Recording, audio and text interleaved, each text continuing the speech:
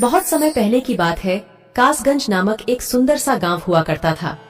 उस गांव में एक लकड़हारा रहता था जिसका नाम रामू था। रामू बहुत ही ईमानदार और मेहनती था। वह हमेशा अपने काम से खुश रहता था। उसके पास ज्यादा पैसे नहीं थे, लेकिन वह अपनी जिंदगी से संतुष्ट था। रामू के परिवार में उसकी पत्नी और उसके 2 बच्चे थे। रामू सेठ लालचंद के यहाँ लकड़ी काटने का काम करता था और लकड़ी काटने के बदले में सेठ लालचंद रामू को पैसे देता था, जिससे रामू और उसके परिवार का जीवन व्यापन होता था। सुमन, मैं काम पर जा रहा हूँ। आज बहुत देर हो गया है, तो तुम बच्चों को स्कूल छोड़ाना। जी, स्कूल तो मैं छोड़ आऊंगी, लेकिन मोनू और चिंकी पिछले 2 दिन से कह रहे हैं कि उनके स्कूल की टीचर स्कूल की फीस मंगा रही है। हाँ, तो जाकर दे आओ ना स्कूल की फीस। अजी कहाँ से दूं? आप जो पगार लाते हैं उसमें मुश्किल से तो घर चल पाता है। अब उतनी सी तनख्वाह में मैं बच्चों की फीस का इंतजाम कैसे करूं? अजी मैं एक बात आपको साफ साफ कह देती हूँ, आप सेठ लालचंद जी से पगार बढ़ाने की बात कहिए। दिन पर दिन खर्च बढ़ता जा रहा है। बाजार में अगर सब्जी लेने निकलो तो सब्जियों के दाम आसमान छू रहे हैं, और बच्चों की पढ़ाई का खर्चा, घर का खर्चा अब इतनी कम तनख्वाह में कैसे गुजारा होगा? ठीक है, मैं आज ही सेठ जी से थोड़ा पगार बढ़ाने की बात करता हूँ। इतना कहकर रामू काम पर चला जाता है।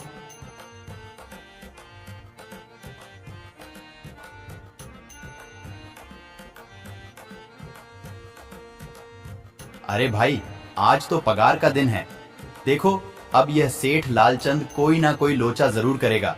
हमेशा कोई ना कोई बहाना बनाकर पगार कम कर देता है।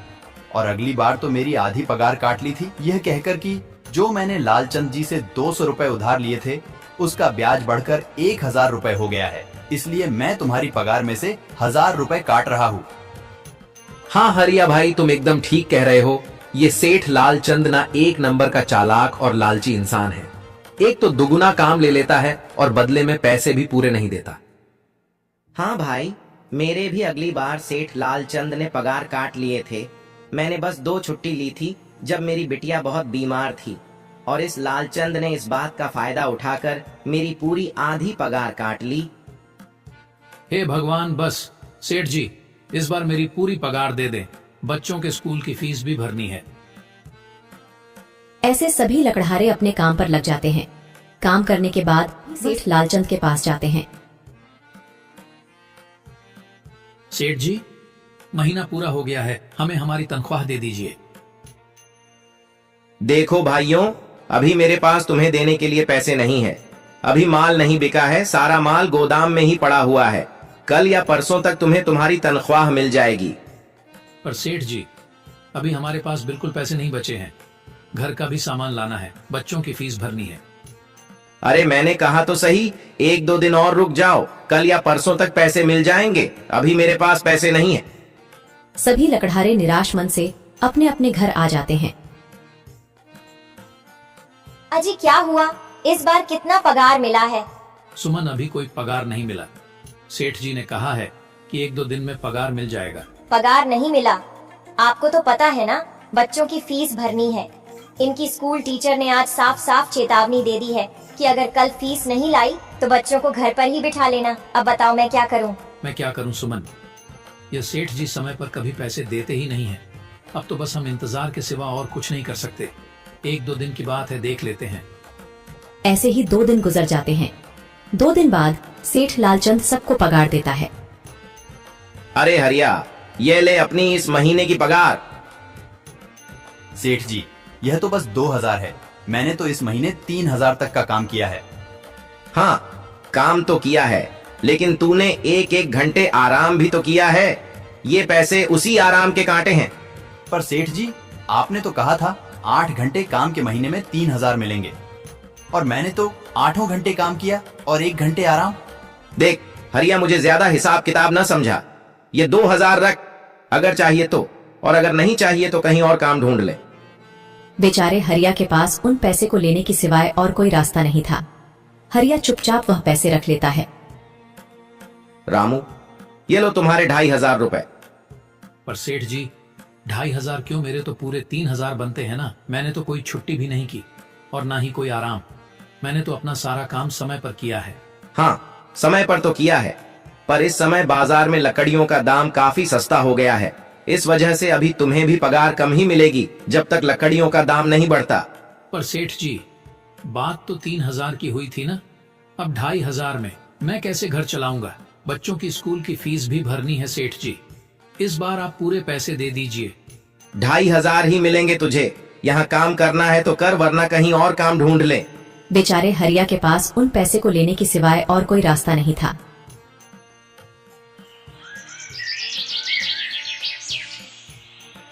अरे भाई, यह सेठ लालचंद एक नंबर का बेईमान इंसान है। सारे पैसे अपने जेब में भर लेता है और बहाने बनाता है कि लकड़ियों के दाम सस्ते हो गए हैं। देख लेना, हम गरीबों की किसी न किसी दिन इसे जरूर हाय लगेगी। नहीं हरिया, ऐसे नहीं कहते। वह हमारे अन्नदाता है, आखिर उन्हीं के वजह से तो हमारा घर चल रहा है। अरे काहे का अन्नदाता? काम के पूरे पैसे तो देता नहीं है। पूरे महीने मेहनत करके भी क्या मिलते हैं? बस ये 2,000 रुपए। इसमें घर खर्च कैसे चलाएं? ऐसे तो हम कभी तरक्की नहीं कर पाएंगे। और हम कर भी क्या सकते हैं हरिया? हमें लकड़ी काटने की सिवा और कोई काम कहाँ आता है? और कोई काम खोलना भी चाहे तो उसके लिए हमारे पास इतने पैसे कहाँ हैं? अब जो भी हो, हमारा तो बस ये सेठ लालचंद ही सहारा है ना। कुछ देर बातें करने के बाद अपने घर की ओर निकल पड़ते हैं। जी आ गए आप। कितनी पगार मिला है? सुमन, इस बार सेठ जी ने बस 2,500 रुपए ही दिए हैं। बस 2,000? इतने में कैसे घर चलाएंगे? बच्चों की फीस में ही 1,000 रुपए निकल जाएंगे। फिर 1,500 में क्या क्या करेंगे? अब मैं क्या कहूँ सुमन, अब तुम्हें इसी में ही गुजारा करना होगा। तुम सबसे पहले बच्चों की फीस भर देना, इसके बाद बाकी का मैं देखता हूँ। अजी आप क्या देख लोगे? सेठ जी से पूरे पैसे तो मांगे नहीं गए आपसे? नहीं सुमन, मैंने सेठ जी से पैसों के लिए कहा था, पर सेठ जी ने साफ इनकार कर दिया और कहा, यह लेना है तो लो, वरना कहीं और काम ढूंढ सकते हो। मैं सोच रहा हूं कि लकड़ी काटने के बाद मैं कहीं और भी काम ढूंढ लूं।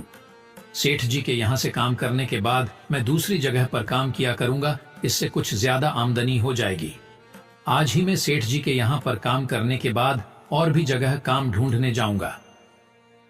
इतना कहकर रामू काम पर निकल जाता है और जैसा कि रामू ने कहा था, वह लालचंद के यहाँ काम करने के बाद काम की तलाश में निकल जाता है।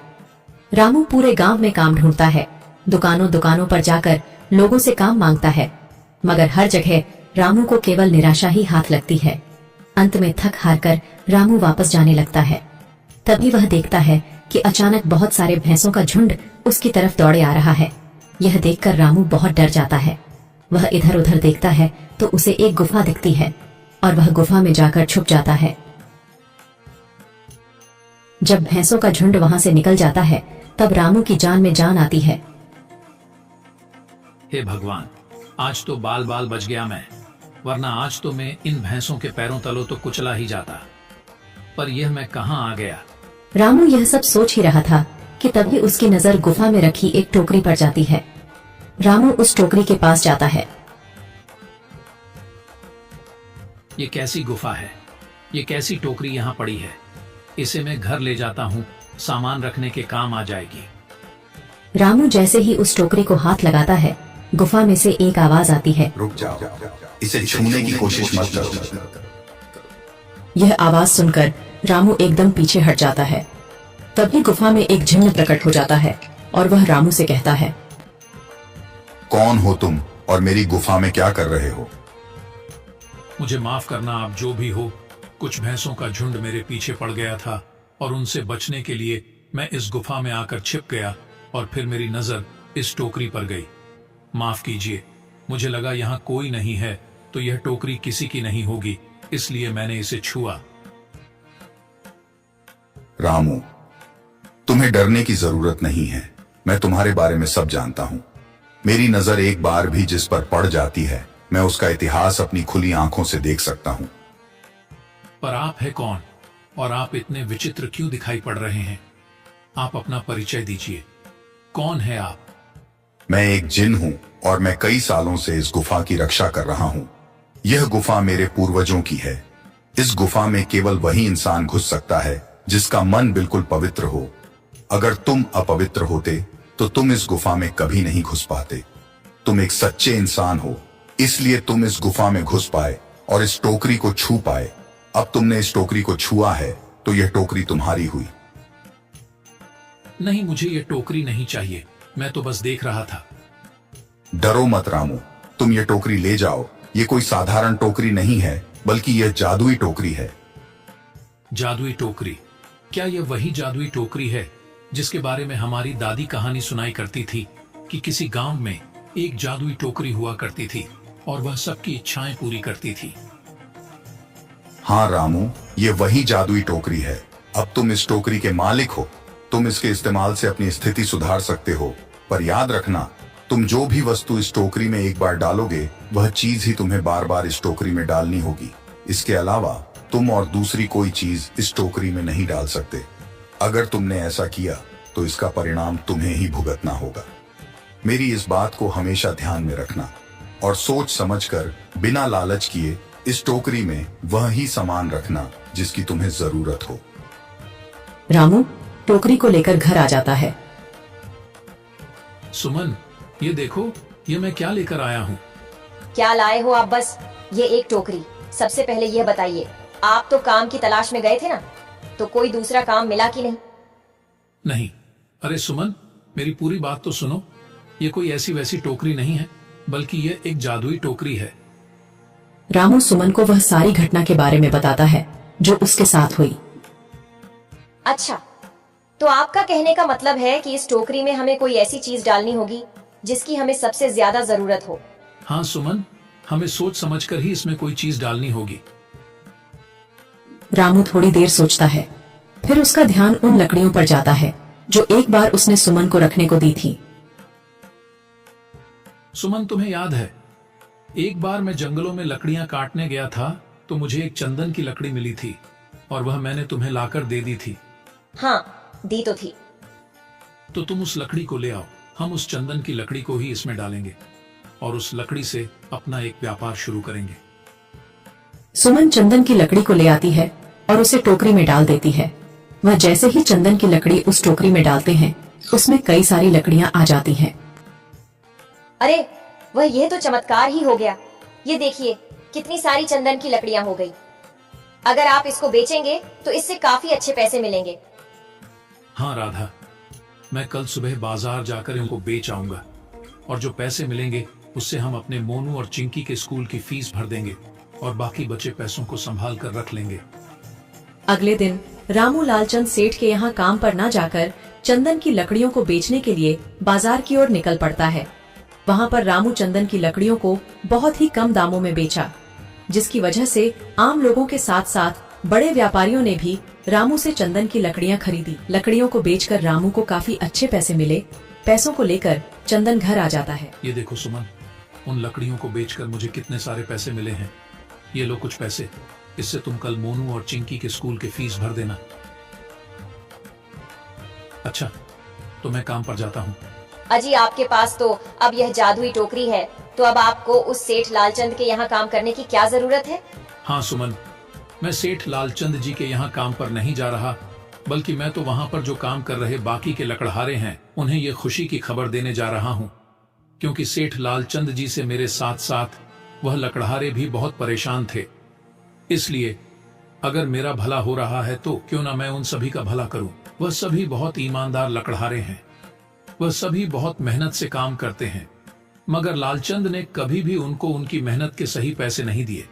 इसलिए मैंने सोचा है क्यों ना मैं उनको अपने इस काम में शामिल कर लूं। हाँ जी, बात तो आपकी बिल्कुल सही है। अगर आप सभी लोग एक साथ मिलकर काम करेंगे तो हम सब बहुत जल्द ही तरक्की हासिल कर लेंगे।